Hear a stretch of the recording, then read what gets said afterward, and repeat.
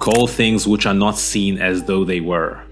In this video, you will learn Neville Goddard's fourth dimensional thinking, a way of creating your ideal reality simply by mastering your mind. Have you ever had a premonition? A vision from the other side? Perhaps you have visited a psychic and were told something which would later come true. We predicted 9/11 on that show. We are seeing various terrorist attacks on federal government and also the New York Trade Center, the World Trade Center.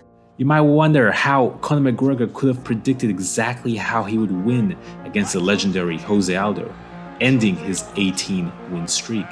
I said his right hand would get him into trouble. It's the shot I predicted. I said he'd overload on his right hand. I said I'd slip. I said I'd bang the left hook, and that's what happened. Word for word. How do you do that?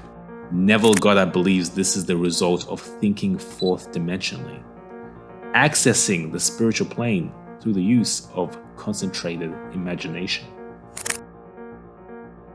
According to Neville, the natural man is concerned only with the physical world, a paradigm which focuses on things and objects observable in the now, in the material reality that we see every day. Whilst the spiritual man believes in more than what he can experience with his five senses. The natural man is concerned with the three dimensions, length, width, and depth.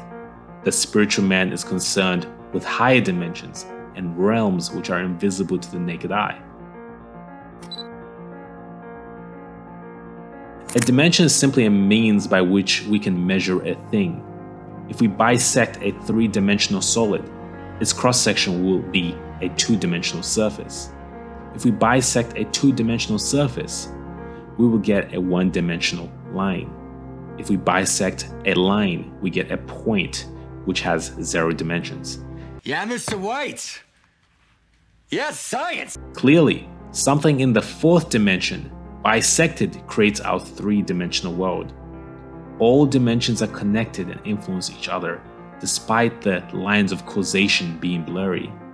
As the Hermetic axiom goes, as above, so below, as below, so above. Explaining these higher dimensions will be like explaining the internet to an ant. Neville believes the key to mastering your reality is through changing your self-concept. He says, the cornerstone on which all things are based is a man's concept of himself.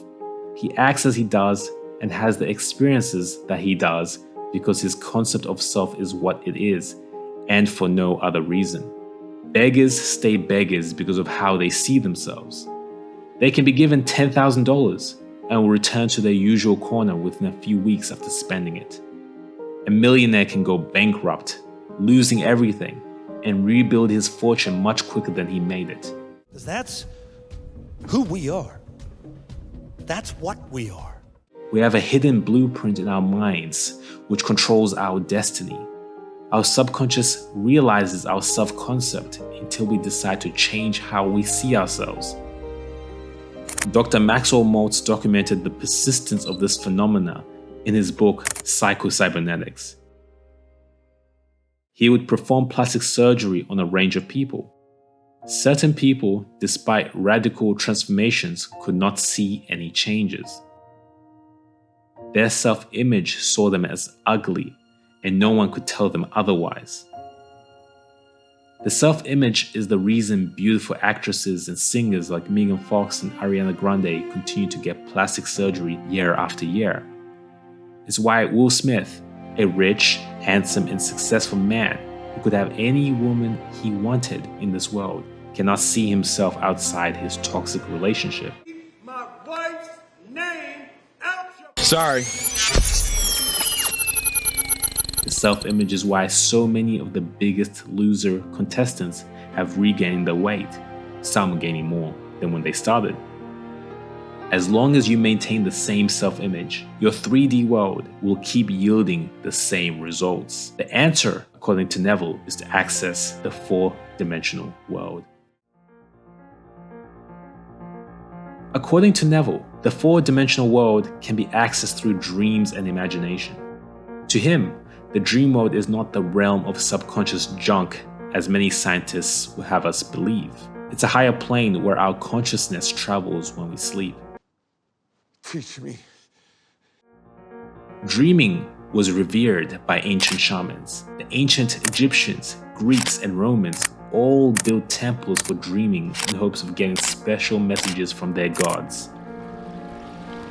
The Australian Aboriginals refer to the dream time as the womb of creation, their spiritual origins. In the book, The Secret and History of Dreaming, dream expert Robert Moss explains how Native Americans taught their children that dreams are the single most important source of both practical and spiritual guidance. Clearly, there is more to dreaming than what we have been taught. Neville believes we experience this fourth dimensional plane with our fourth dimensional selves, a version of us which exists on this higher level, a version of us which is intimately tied to our physical selves. This plane has influence over our material reality. This influence is not always clear and does not correspond perfectly with our material world. This is why not all dreams come true. Lucid dreaming is what you need if you want to speed up the reality creation process. A lucid dream is a dream which you become aware you are dreaming. Through lucid dreaming, you can impregnate the mind of your fourth dimensional self, which will in turn influence your waking self. You do this through the following technique. Step 1. Get clear on what you want. Perhaps you want to make an extra $20,000 a month from your business. You need to get very clear on what you want and define it. Step 2. Neville tells us to construct an event which you believe you would encounter following the fulfillment of your desire. This event might be you opening up an envelope and seeing a $20,000 check, or checking your bank account and seeing a $20,000 credit coming in. Step 3. Before bed or whilst in a drowsy state, experience the scene from the first person. Don't visualize the scene as if you were seeing it on a whiteboard. You want to step into it, to feel it. In your mind, feel the envelope and the check. Feel the bumps on the paper where the number has been written. And make the scene as real as your waking reality. If you persist on looping the scene, Neville says we are likely to awaken out of the physical body to find ourselves in a dimensionally larger world, with a dimensionally larger focus and actually doing what we desired and imagined we were doing in the flesh. This is called dream incubation and can be done with practice. You can create your dreams with enough awareness. When your dream involves you being the person you would like to be, you can rest assured your waking reality will soon follow suit. Remember, your fourth dimensional self and your third dimensional self are intimately tied. Why does this work? Whether Neville's theory of the fourth dimensional world influencing our third dimensional world is true or not, it doesn't matter.